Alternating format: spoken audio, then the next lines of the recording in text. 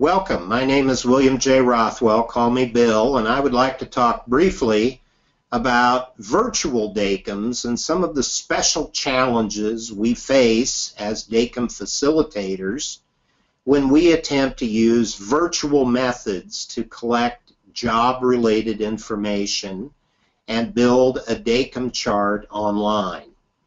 So first off, let me say that the new technology, like what you're looking at right now, video-based methods, are both a blessing and a curse. The blessing is that we can bring together large groups of people, or relatively large groups of people, at low cost, and they can be geographically scattered and still participate in a group event.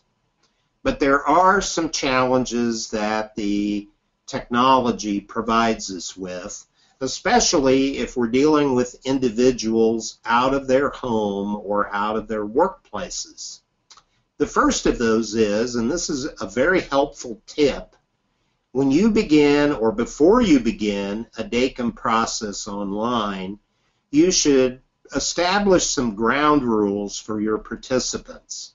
Ask them to try to find a quiet place that is free of barking dogs and toddlers who are trying to help their mother or father participate in the Dacum process, or other kinds of distractions, large or loud noises coming from outside the event that will be distracting to both the participant who's recording and the other participants in the event. So I would recommend you come up with a list of ground rules, share that in advance, and ask people to please make sure that they find a quiet place free of a lot of distractions, if at all possible.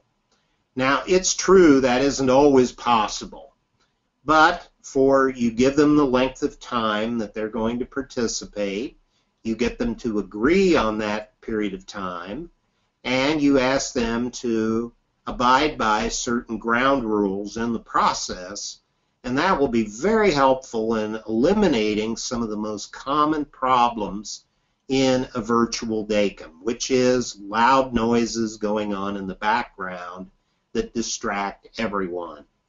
Another thing you have to be aware of as you conduct a virtual Dacum process is that some people are more forthcoming and willing to participate than others.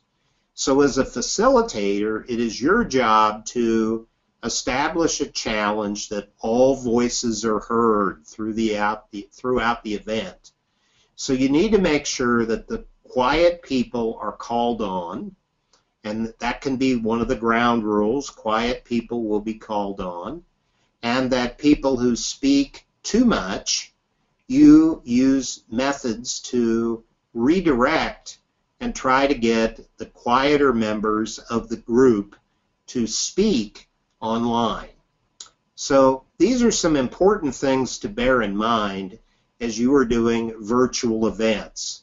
We've talked to a number of people, and I've done a number of virtual events, and I can assure you that one of the biggest problems are the distractions in the background, and that can be eliminated if people will plan it, and also varied levels of participation among the members participating in the Dacum. Some people talk too much, some people don't talk enough, and as a facilitator, it's your job to try to establish approximately equal participation from all the members of the group. Everyone's ideas are important, and you need to make sure that you get the voice heard from everyone, and if they don't participate, call on them. So those are just a few tips for conducting virtual Dacums.